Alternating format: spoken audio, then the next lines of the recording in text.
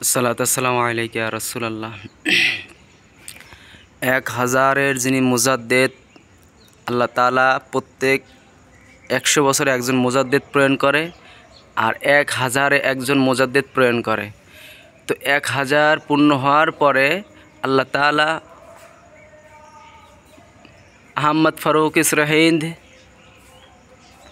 মুজাদ্দেদ আলফিসানি রহমাতুল্লাহ আলাইহ ওনাকে আল্লাহ তাআলা পাঠাইছিল এই যুগকে পরিচালনা করা যায়, যুগকে সংশোধন করার জন্য। কেননা এরকম একটা যুগ ছিল, মানুষ নিজেরা খোদা দাবি করে, নবী দাবি করে সিজদা নিত, নবী নিজেদের নামে নামাজ পড়তো, মানুষ মানুষদের পূজা করত, মানুষ মানুষদের নামে জাকাত দিত, ফেরতা দিত, রোজা রাখতো, হজ করতো, সকল কিছু মানুষ মানুষের নামে। তো এরকম একটা পর্যায়ে চলে গেছিল, আমাদের মুসলমান নামধারী ওয়াহাবি এই বেঈমানরা নিজেদের স্বার্থের জন্য আলেম নামে একটা জানোয়ার ফতোয়া দিছে বাদশাহ আকবরকে যে আপনি এই জমানার আল্লাহ, আপনি নবী, আপনার উপরে নামাজ ফরজ, আপনার উপরে কি আমাদের নামাজ পড়া ফরজ, আপনার উপরে হজ দেওয়া, জাকাত করা। তো এরকম একটা পর্যায়ে নিয়ে গেছে আলেম জাতরা। তো আলেম থেকে বড় দূরে থাকবেন, আলেমরা বহুত বড় নিকৃষ্ট জাত, ওরা পারে না, এরকম কিছু নেই। ওরা নিজের স্বার্থ উদ্ধার করতে ঘরের বিবিকে দিয়ে দিত, কি বাদে না ওদের। তা যাই হোক, তো মুজাদ্দেদ আলফিসানি রহমাতুল্লাহ দরবার শরীফ এই পাঞ্জাবের জমিনে সিরহিন্দে এখনও পর্যন্ত হযরত খাজা বাকি বিল্লাহ রহমাতুল্লাহ আলাইহি বলছিল যে বাবা আহমদ ফারুক, তোমার দরবারে খানায় কাবা কি যাবে, তুমি ওইখানে যাওয়ার পরে তুমি যে খানায় কাবা দেখে নিও, জিয়ারত করে নিও।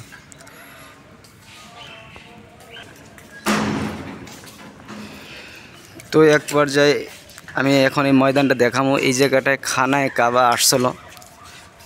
হুজুর কেবলা জানে। তো আমি দরবারের দিকে এখন যাইতেছি।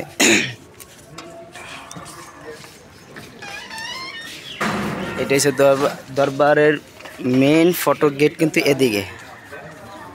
এদিকে এখন আমরা যাইতেছি। এটা হচ্ছে মসজিদ, এর বাগলে মসজিদ, এর বগলে মসজিদে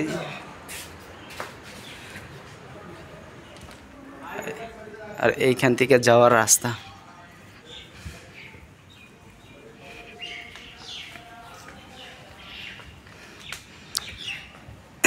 আপনারা যে খোলা ময়দান দেখতেছেন, এটা এখন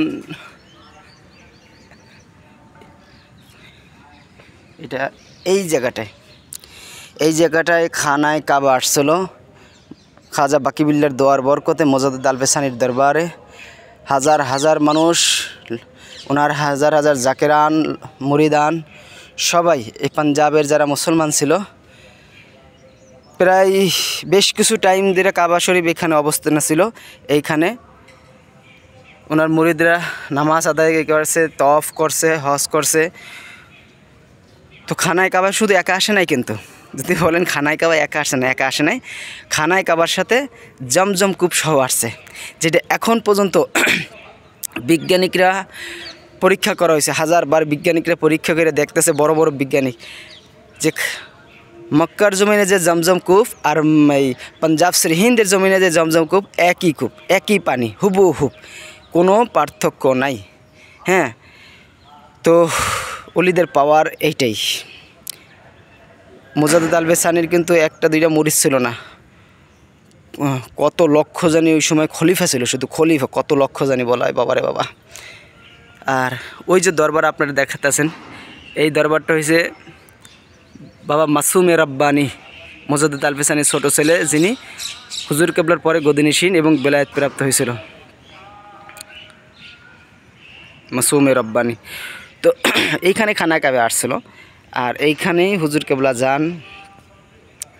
আর জমজম কূপের যে পানির লাইনটা, এইটা হচ্ছে জমজম কূপ। এই দেখেন, এই হচ্ছে জমজম কূপ। এখন পর্যন্ত এখানে পানি আসতেছে, পানি হাজার হাজার পানি নিতেছে মানুষ 5 লিটার, 10 লিটার, 20 লিটার পানি খাইতেছে, পানি ভৈরে ভৈরে মানুষ নিয়ে যাইতেছে। এই সকল জমজম কূপ তো সকল নিয়ত করে মানুষ নেয় খাওয়ার জন্য, রোগ ব্যাধির জন্য। আর এই যে তো অলি দরবারে পানি আরও তো শেফা। তো এখন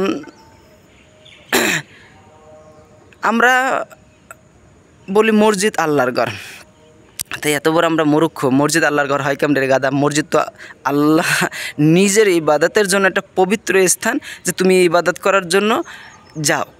তা ওইটা আল্লাহর ঘর না, মসজিদ আল্লাহর ঘর না। আল্লাহর ঘর হয়েছে মানুষের দেহ, এ কলব।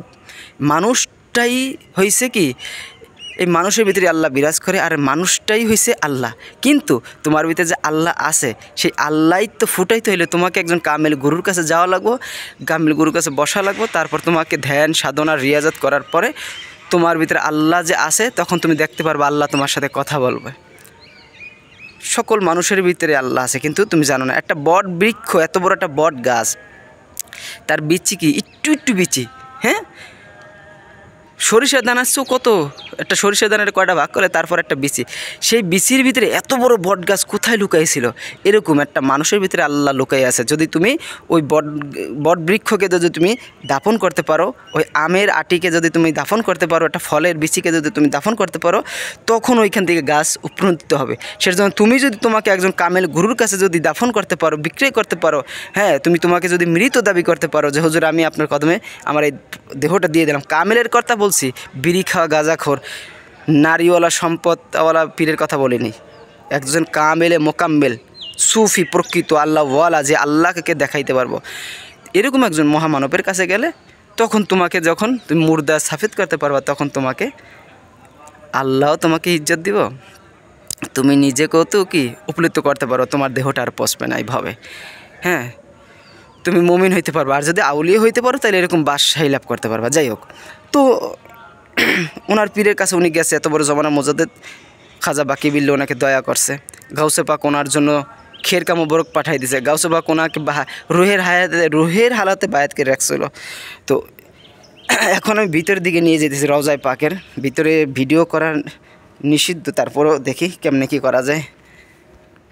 তো সেজন্য অলিদের সাথে বেয়াদবি করবেন না। অলি আল্লাহর বন্ধু, অলি আল্লাহ, হ্যাঁ, কেননা আল্লাহর জাত, অলি রয়েছে আল্লাহর জাত। এটা আমার কথা না, খাজা গরিব নওয়াজ কথা। তোমার পীর তোমার প্রথম মাবুদ, তোমার পীর তোমার প্রথম কথা। এই সে জমজম কূপের পানি, হ্যাঁ, এই রয়েছে জমজম কূপ। বাবাজানের রওজায় পাক এইখানে ভিতরেই আছে। আর এই সে খানায় কাবা এখানে আসছে, মসজিদ এর সাইডেই। আর এখানে লঙ্গরখানা আছে, মুসাফিরখানা, 2 বেলা খাওয়ানো হয়। হাজার হাজার মানুষ খায়। বাবারে বাবা, একটা মানুষও ভুকা থাকে না। যত ইচ্ছা আপনি তত খাইতে পারবেন, এত সুস্বাদু লঙ্গর, হ্যাঁ। জোহরের নামাজের পর, এশার নামাজের পর যত মানুষ আসবে সকলকে লঙ্গর খাওয়ানো হয়।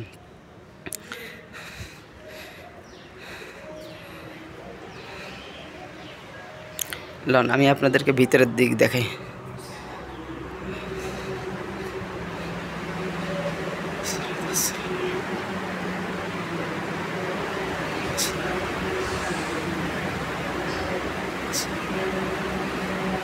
এই সে মুজাদ্দেদ আল-ফিসানি রহমাতুল্লাহ আলাইহির দরবার শরীফ।